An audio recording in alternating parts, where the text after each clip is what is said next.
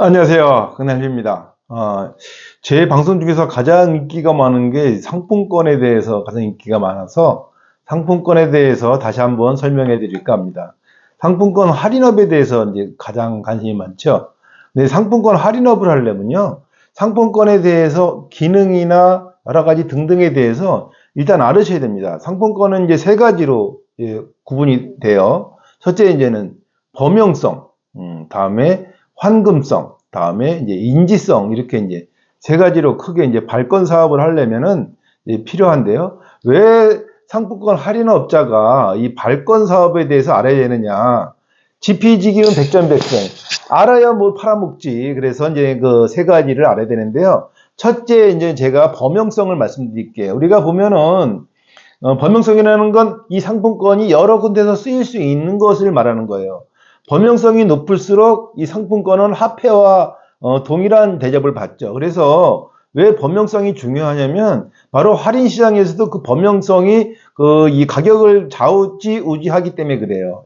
예를 들어서 SK 상품권 같은 경우에는 10만 원짜리를 98,000원에 거래가 되고 있고 롯데 상품권은 한 96,000원, 또 신세계 상품권도 95,000원에서 95,500원에서 한 96,000원. 다음에 이제는 뭐 여러 가지 뭐 엘칸토, 에스카이어, 금강제약 또 등등 뭐 홈프로 상품권 등등 여러 가지 할인율이 다 달라요.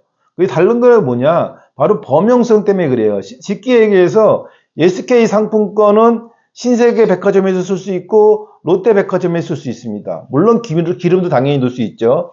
그것뿐만 아니라 뭐 베스킨라빈스라든가 뭐 CGV라든가 그러니까 범용성이 굉장히 넓기 때문에 거의 준화폐 정도로 움직이는 게 SK 상품권이에요.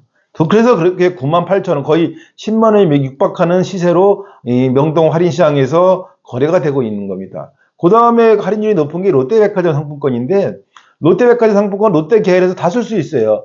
롯데호텔, 롯데마트 또 이제 뭐 롯데 계열에서 다 쓸 수 있기 때문에 거의 준화폐 정도의 개념으로 96,000원 정도. 신세계 상품권도 마찬가지죠. 신세계 백화점도 쓸 수 있고 신세계 마트에서 쓸 수 있고 그러니까 이마트죠. 이마트에서 쓸 수 있고 그러니까 신세계 계열에서 해서 다 쓸 수 있는 상품권이기 때문에 그만큼 정의성이 높기 때문에 한 96,000원에 거래되고 있는 거예요. 그런데 이제 삼성 상품권, 홈플러스 상품권은 홈플러스 삼성 계열에서만 쓸 수 있는 거죠. 그러니까 이렇게 범용성이 넓으면 넓을수록 화폐의 개념과 같은 가치가 있기 때문에 그렇게 할인율이 높은 거기 때문에 이 황금성도 굉장히 중요한 겁니다. 할인율에 있어서. 왜 할인율이 높은가? 범용성이 넓기 때문에 할인성이 높은 거예요. 그럼 우리가 이런 데서 생각할 수 있죠. 왜냐면 신세계도 대그룹이고 대기업이고 SK도 대기업인데 왜 SK 상품권은 신세계에 쓸 수 있는데 신세계 상품권은 SK에서 못 쓰느냐? 바로 이것이 이 할인율의 차이 때문에 그렇게 되는 겁니다. 그러니까 할인율이라는 거, 황금성이라는 거는 바로 이제 이렇게 상품권의 가치를 따지는 데서 가장 중요한 역할을 한다는 거죠.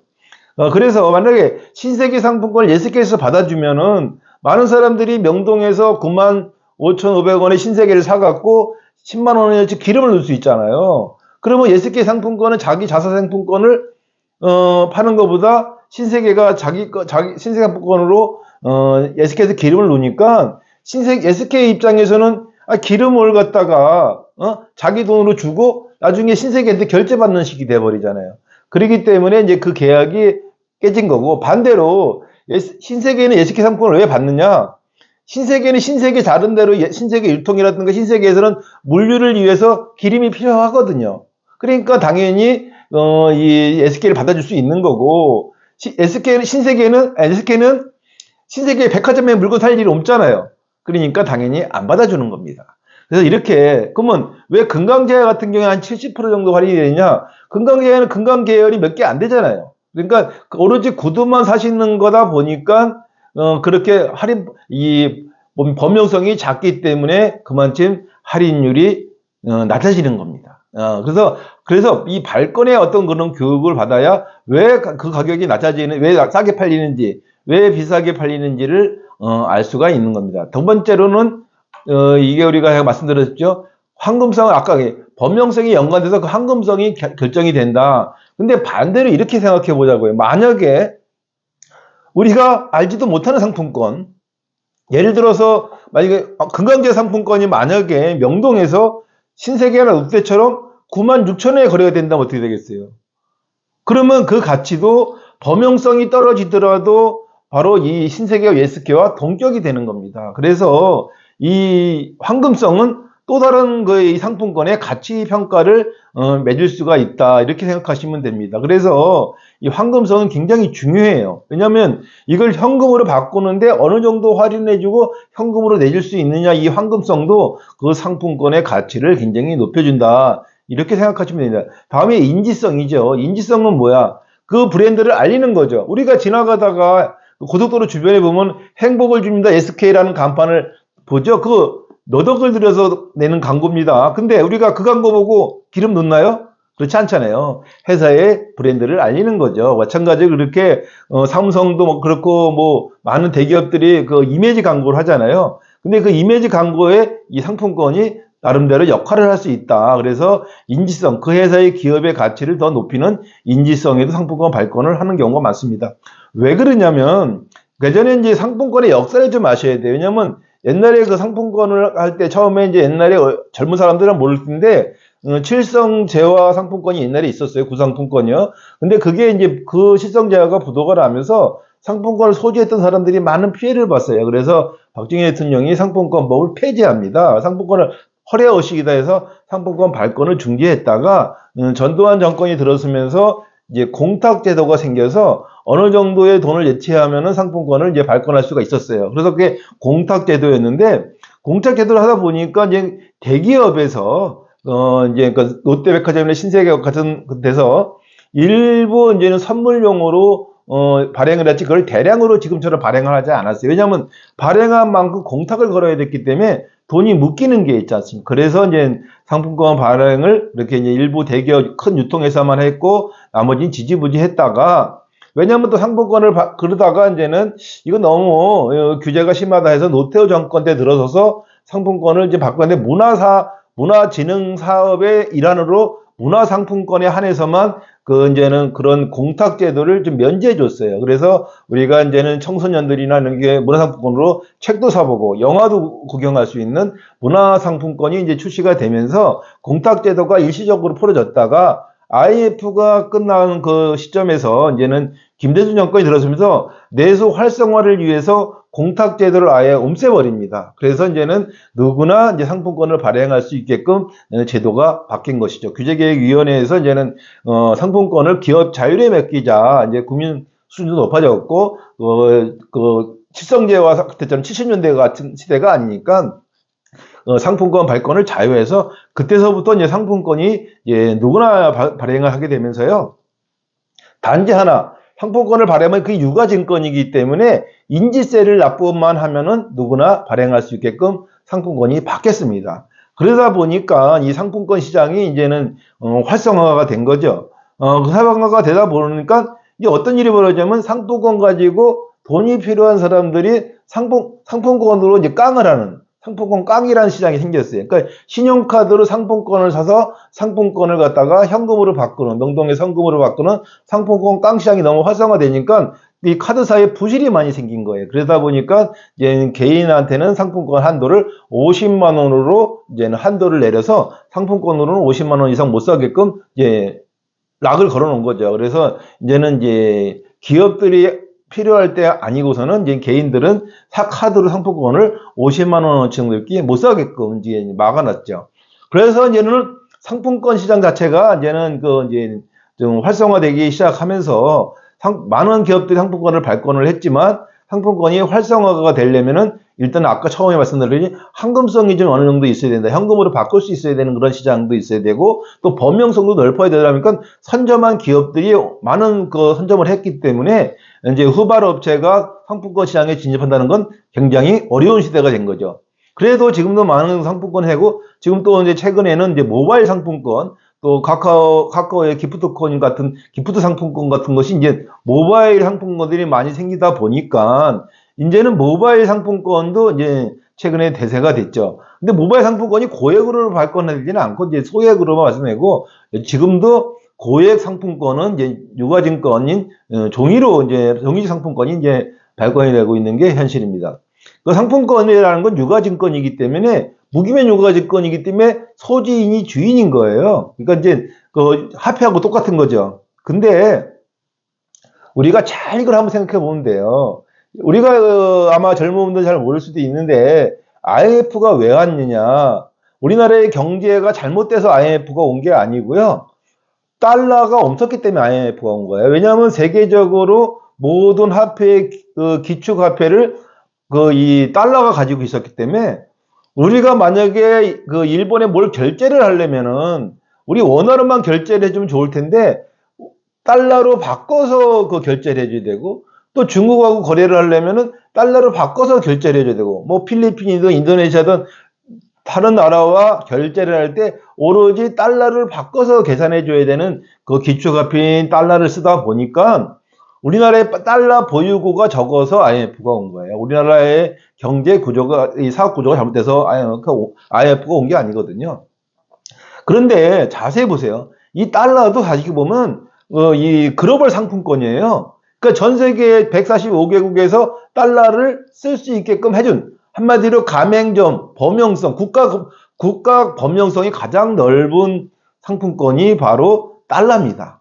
그러다 보니까 이 범용성이 넓은 이 달러 대신으로 유럽에서 만든 상품권이 뭐예요? 유로화죠. 그 유로화도 마찬가지로 유럽이 뭉쳐서 하나의 상품권을 만들어서 전 세계에 통용하는. 그러니까 쉽게 해서 아주 쉽게 표현하면 달러가 SK 상품권이면 이 유로화는 이제 롯데 상품권 정도 되는 거야. 그래서 이렇게 이제 이 화폐라는 돈의 개념이 범용성을 넓히는 거에 따라서 그 가치가 책정이 된다. 이렇게 보시면 돼요. 그러니까 상품권이라는 거는 이제 이 돈이다. 유가 증권 아니에요? 가격이 있는 증권이잖아요. 그래서 이 상품권 할인업이라는 거를 그렇게 거시적으로 보면은 아주 쉽게 이해가 됩니다. 그럼 상품권 이제 할인업에 들어가서 보면은 결국 우리 상품권은 우리 원화가 우리나라에 통용되는 그 상품권이라고 보시면 돼요. 그러면 더 적게 봐서 기업 경제 활동에 필요한 상품권이라 그러면 이제 SK가 1등이고 이제 롯데, 신세계 이렇게 쭉 나가죠. 근데 또 이런 것도 있잖아요. 지역사랑 상품권은 어떤가요? 그 지역에서만 쓸 수 있는 상품권이잖아요. 그래서 경주사랑 상품권, 남원사랑 상품권, 여수사랑 상품권처럼 그 지역 내에 쓰는 걸 지역 상품권, 지역 화폐라고 하죠. 그러니까 지역 사랑을 위해서 외부의 돈이 그 지역으로 들어오게 할 수 있는 그것이 바로 지역화폐, 지역상품권입니다. 그러다 보니까 또 지역화폐도 나눠져서 또 재래시장 상품권, 우리가 온누리 상품권이라고 그러죠. 재래시장에서 쓸 수 있게끔 또 만든 이 온누리 상품권 같은 경우에도 또 그런 역할을 하는 거죠. 그런데 그거 말고도 예를 들어서 뭐 어느 미용실은 뭐 예를 들어서 박진 미용실 상품권이든 무슨 어떤 카페 상품권도 다 발행이 가능합니다. 그런데 이제 발행을 하다가 보면은 이제 그 발행 화폐가 범용성이 넓어지면 넓어질수록 이제는 그 화폐가 화폐 기능을 거의 대체하기 때문에 그 범용성이 넓으면 넓을수록 그 가치가 올라간다. 그래서 근데 이게 돈은 아니잖아요. 그러니까 가격은 정해져 있는 유가 증권이지만 대한민국에서 조폐공사에서 발행하는 그 화폐는 아니기 때문에 우리나라 전 국민 어디서나 무엇이든지 살 수 있는 돈이 아니고 어느 지역에서 어느 물건에서 어느 이 제품에서만 한정되어 있는 유가증권이다 보니까 그거를 필요로 하는 사람한테는 그 10만 원이면 10만 원의 값어치를 다 쓸 수 있지만 그 10만 원의 가치를 다 쓸 수 없는 사람들은 결국은 그건 10만 원의 가치가 안 되는 거죠. 그러다 보니까 그 상품권을 필요로 하는 사람과 필요 없는 사람의 이 거래에 중간에 상품권 할인업이 그 매개 역할을 한다라고 보시면 됩니다. 그 상품권 할인점은 그러한 기능이 있어요. 쉽게 얘기해서 내가 SK 상품권을 선물 받았는데 이거 난 기름을 넣을 일이 없는 가정주부라고 쳐보자고요. 그러면 나는 이거는 돈으로 바꾸는 게 낫잖아요. 돈으로 바꾸면 뭐든지 살 수 있으니까. 그런 때 마찬가지로 또 이런 게 교환도 가능하죠. 나는 사실은 이 SK 상품권을 샀는데 난 롯데가 같은 물건을 사고 싶어. 그러면 이제 상품권 할인점에 가서 신세계 SK 상품권을 주고 롯데 상품권을 백화점 상품권을 바꿔 쓸 수도 있잖아요. 그러니까 이렇게 상품권 간의 수합도 가능한 게 상품권 할인점들이 할 수 있는 일들입니다. 그러다 보니까 거기에 차이에 할인율의 차이만큼 이 이익을 남길 수가 있죠. 그래서 보통 우리가 많은 사람들이 상품권 할인하면 할인율이 어떻게 됩니다? 어떻게 됩니까? 라고 물어보는 경우가 많은데요. 아주 간단하죠. 예, 우리가 인터넷에 이렇게 쳐보시면 상품권하고 네이버에 한번 쳐보세요. 그러면 쭉 상품권 업체들이 뜹니다. 그러면 거기 보면은 살 때, 팔 때라고 이렇게 가격이 정해져 있어요. 그래서 살 때 가격하고 팔 때 가격. 우리가 달러도 그렇잖아요. 외환행 가면 이제 달러를 살 때하고 팔 때 가격이 다르잖아요. 위에나도 마찬가지고 위에나도 마찬가지고 외환은행 가서 보면은 외환거래소 가면 보면은 살 때와 팔 때가 있는 것처럼 상품권도 살 때와 팔 때 가격이 있어요. 그 차익이 이익이다라고 보시면 됩니다. 그러면 상품권 가지고 얼마 정도 돈을 가지고 상품권 장사를 할 수 있나요? 이런 질문들이 또 많이 해요. 그러면 아주 간단하죠. 상품권을 만약에 내가 1억 가지고 상품권 장사를 한다. 그러면 엄청 바쁘겠죠. 상품권 장사를 하려면. 왜냐면 샀다 팔았다 샀다 팔았다 해야 되니까. 그러니까 1억 가지고 보통 우리가 한 이익을 0.05 정도. 그러니까 1억 원어치를 사고 팔면 한 5만 원 정도가 남아요. 그러니까 매 1억 원어치 사갖고 1억 원을 다 팔아야 5만 원이 남는 거거든요. 그러니까 이게 사고 팔고를 엄청나게 바쁘게 해야지만이 수익이 보장되지. 그냥 1억, 근데 또 1억 원이 사는데 1억이 싹 다 나갈 일이 없잖아요. 네? 남을 수도 있고. 그러다 보니까 1억 가지고 장사를 본업으로 한다. 상품권 장사를 본업으로 한다. 그러면 바쁘기만 하지 그닥 큰 수익이 되지 않아요. 최소한 이 상품권 장사를 하려면은 한 5억 정도는 가지고 장사를 해야 그래도 좀 수익이 나고 생활에 직업을 할 수가 있는 정도가 되고요. 1억 정도 하면 그냥 부업 정도, 예, 그렇게 정도. 물론 은행 이자보다는 좋습니다. 왜냐하면 은행에다가 1억을 1년에 1억을 몇 개 놓으면은 보통 한 이자가 아무리 많이 주는 데라고 해도 30만 원이 될 수가 없어요. 그런데 상품권 장사는 그렇게 0.05이지만 1억 가지고 하루 50만 원을 번다고 쳐보세요. 그러면 토요일, 일요일 빼면은 20일이잖아요. 20일이면 얼마입니까? 바로 이 1,000만 원을 버는 거예요.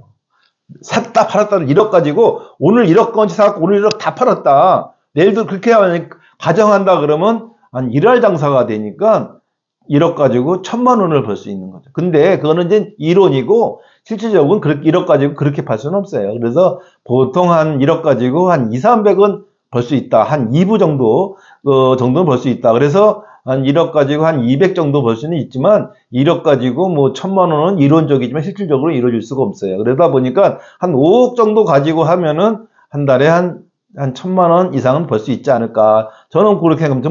물론 저 같은 사람은 더 벌죠. 만약에 한다 그러면. 근데 저는 이제 상품권을 은퇴한 사람이기 때문에 제가 가르쳐 주지, 내가 그게 본업이면 안 가르쳐 주겠죠. 그러니까 상품권의 시장도 이제 그렇게 이익이 이제 많이 날 수도 있고 적게 날 수도 있어요. 꼭 0.05리만 되는 게 아니라 어떤 때는 뭐 0.1%도 벌 수도 있습니다. 뭐 그런 거는 이제 상품권을 이제 얼마나 싸게 사느냐, 어디서 하느냐, 그래서 중요해서 사람들이 또 그런 거 물어요. 그럼 상품권은 어디서 사죠? 또 누가 사가죠? 이런 말씀을 많이 하는데 사실은 이런 상품권 얘기 너무 하려면은 이렇게 뭐 몇십 분에 여러분께 가르쳐 주기는 뭐하지만 만약에 이제 시간이 되면은 제가 또 나중 시간에 또 말씀드리겠지만 상품권은 어떤 사람이 누가 어떻게 운영하에 따라서 차이가 있고 다음에 상품권의 세계에서도 상선, 중선, 하선 즉 마지막에 매입해주는 큰 선이 있고 중간에 사고 팔고 수시로 사고 팔아야 되는 중간선화 약소 뭐랄까 새끼 할인업자들이 있고 크게 이제는 몇십억 몇백억씩 상품권을 사재끼는 그런 큰 선도 있어요. 그래서 자기 규모에 따라서 이제 그렇게 운영하는 시스템이 있다. 그래서 내가 돈이 이제 뭐 1억 가지고 한다 그러면 완전 소매상인 거고, 이제 10억, 20, 몇십억씩 굴리면 그 한 중간 도매상이고, 이제 한 몇백억씩 움직이면 한 100억 정도 움직이면 그 이제 큰 손이라고 봐야죠. 이제 매입을 크게 하고 이제 판매라는 건 이제 많은 거죠. 근데 그런 디테일한 거는 사실은 이 상품권을 저한테 배워나간 사람들이 꽤 많아요. 그래서 그러다 보니까 그 노하우까지 다 유튜브로 가르쳐 드릴 수는 없고, 이제 그러한 상품권 장사들은 대충 이렇다는 것만 이제 알고 계시고, 내가 이 정도 컨디션이 될 때 상품권을 하는 게 제일 좋다. 또, 가장 상품권을 갖다 쉽게 장사할 수 있는 건 간단해요. 백화점 앞에 있는 상품권 할인점을 내시면은 일단은 상품권 장사는 어느 정도 할 수가 있습니다. 근데 상품권 장사하는 게요, 사실은 전당포하고 비슷해요. 아마 상품권 그 할인점에 한번 가보시면 알겠지만, 이 철망으로 된 전당포하고 똑같아. 그러니까 이제 갇혀서 장사하는 거 아니에요. 그래서 보니까, 상품권 장사가 그닥 그렇게 또 좋은 직업은 못 돼. 이제 돈은 좀 잘 벌리지. 그렇지만 좋은 직업은 되지 않는데, 여하튼 돈 장사하는데 유가증권 할인업은 그 여러 가지 사고무용업 중에서 나름 리스크가 없다. 이거는 제가 확신해 드릴 수가 있어요. 왜냐면 제가 그 전국 최대 규모인 세일플러스의 회장이었지 않습니까? 우리 상품권, 제가 20년 전에 상품권 할인점을 할 때 저희 세일플러스라는 저희 이 상품권 할인점이 전국 최대의 할인점을 가졌던 회사예요. 또 그 회사의 회장이 바로 저였고, 그런 상품권 할인점 프랜차이즈를 최초로 시행했던 회사였습니다. 근데 그래서 제 이메일 주소가 세일플러스예요. 그게 네이버가 처음에 생길 때 네이버의 이메일 주소를 저희 회사 이름을 그대로 따서 세일플러스 네이버닷컴을 제가 이메일을 썼는데, 바로 그 세일플러스가 저희 전국에 한 20년 전에 만약에 상품권 할인하는 사람들이라면 저희 세일플러스를 알 거예요. 왜냐면 전국에 어지간한 백화점 앞에는 저희 세일플러스 간판이 달렸었으니까요. 여하튼 뭐 상품권 할인 시장은 이렇게 이제 이 다양한 여러 가지 이제 구입 루트라든가 판매 루트라든가 또 이 매입처의 방법이라든가 이런 다양한 노하우가 있는데, 이걸 일일이 여러분께 다 가르쳐 드릴 수가 없는 거는 저한테 배워나간 사람들을 보호한다는 차원에서, 그래도 내가 그거 다 까버리면 우리 저한테 배워나간 그 수백 명 다 어떡합니까?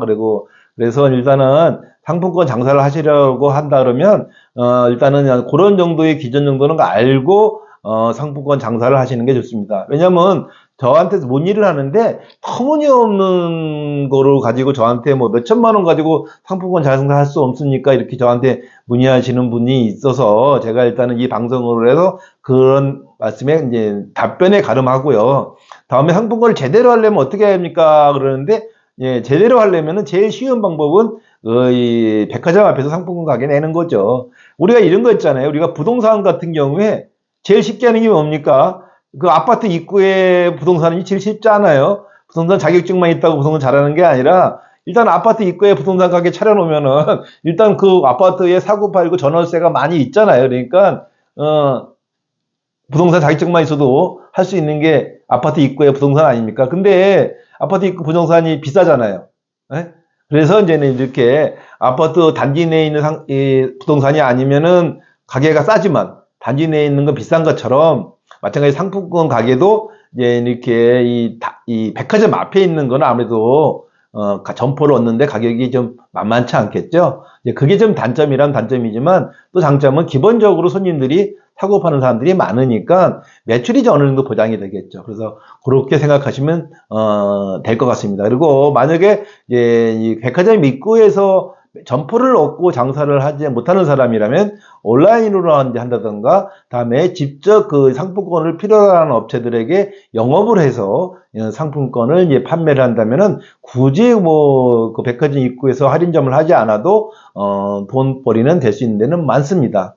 하나 팁으로 우리 유튜브 고객님들에게 말씀드린다면, 예를 들어서 이런 거죠. 우리가 이제는 뭐 라디오 같은 데 들으면요, 라디오에서 무슨 뭐 방송하면서 홍진경 뭐 김치에서 뭐 백화점 상품권 증정, 뭐 어디서 라자 가구에서 백화점 상품권 증정, 이런 그 라디오 광고 멘트가 나올 거예요. 그게 바로 이제는 그 업체가 상품권을 사서 이 방송국에다 주는 겁니다. 그래서 이제 그러한 이제 협찬사들한테도 상품권이 좀 필요하기 때문에 그런 업체들한테 공급을 한다거나, 또 이제 마찬가지로 우리가 텔레비 보면 마지막 그 드라마나 이런 거 끝나고 나면 마지막에 나오죠. 이렇게 자막에 뭐라 그래요? 무슨 나선 가구에서 뭐 백화점 상품권 증정, 우리가 그것도 다 마찬가지로 텔레비 방송국에다가 그 상품권을 이제 납부하기 때문에, 그렇게 마케팅으로 상품권이 필요한 집들에게 이제 공급을 해주는 것, 이런 것도 다 상품권 할인 시장에서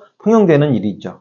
그래서 여러분, 뭐 여러 가지가 많지만 다 얘기해 줄 수는 없고, 일단 요까지만 우리 유튜브 고객님들에게 서비스 한번 해드립니다. 원래 이거 사실은 면담을 해야 알려주는 거야. 근데 요번에 이제 하도 상품권을 적은 돈으로 저한테 이제 상품권을 해보겠다고 하시는데 내가 또 안 가르쳐주면 또 이 삐질까봐 제가 가르쳐 드리는 거예요. 여러분, 상품권 장사, 유가증권 매매업은 여러 가지 사금, 제가 뭐 사금융에 대해서는 뭐 A부터 Z까지 다 알고 있는데 그중에서 상품권 장사 A부터 Z까지로 친다면 그것뿐만 아니면 상품권의 모든 것이라는 책을 쓴 저자이기도 하고 또 유가증권 할인업을 할인업에서 발권업, 발행업 다 해보고 그 발권 대행업까지 해본 그런 세일 플러스 글로벌 제 회사가 옛날에 그런 일들을 하던 회사입니다. 그러다 보니까 여러분께서 만약에 유가증권 할인업에 대해서 좀 더 관심이 많으면 댓글 남겨주시면 댓글에 대해서 제가 성심히 답변해 드리고요. 상품권 장사를 하시기 전에 상품권에 대해서 막연하게 또 집권하시다 보면 낭패를 볼 수가 있어요. 왜냐하면 유가증권 할인업이라는 거는 이 왼손 오른손은 아니에요. 왼손으로 상품권 받고 오른손 현금 내주는 이기 때문에 리스크는 없어요. 근데 다 이 상품권에도 이 주식처럼 가격이 오르락 내리락 하고요. 항상 똑같은 가격에 팔리는 게 아니에요. 가격이 이제 공급과 수요의 원칙에 의해서 이제는 요새같이 지금 구정 전이잖아요. 이럴 때 상품 가격이 많아요. 좀 올라요. 그러다가 구정이 끝나면 내리고 다시 또 신학기가 되면 다시 오르고 다시 또 내렸다가 다시 또 어린이 스승의 날 5월달 되면 다시 오르고 또 어린이날이 또 스승의 날이 5월달에 또 지나면 또 내리고 이렇게 내리고 오르고가 이게 1년에 이렇게 이 가격 차이가 오르락 내리락 하기 때문에 그런 걸 잘 감안해서 상품권 할인업을 하신다면은 근데 그게 사실은 장사해보다 보면 알아. 근데 그거에 대해서 1년에 이 변동 추이를 갖다가 더 이제 공부한다면 아주 간단한 이론 하나 말씀해 드릴게요. 상품권은 뭡니까? 기프트입니다. 기부하는 거잖아요. 그러니까 받는 사람은 다 공짜인 거야.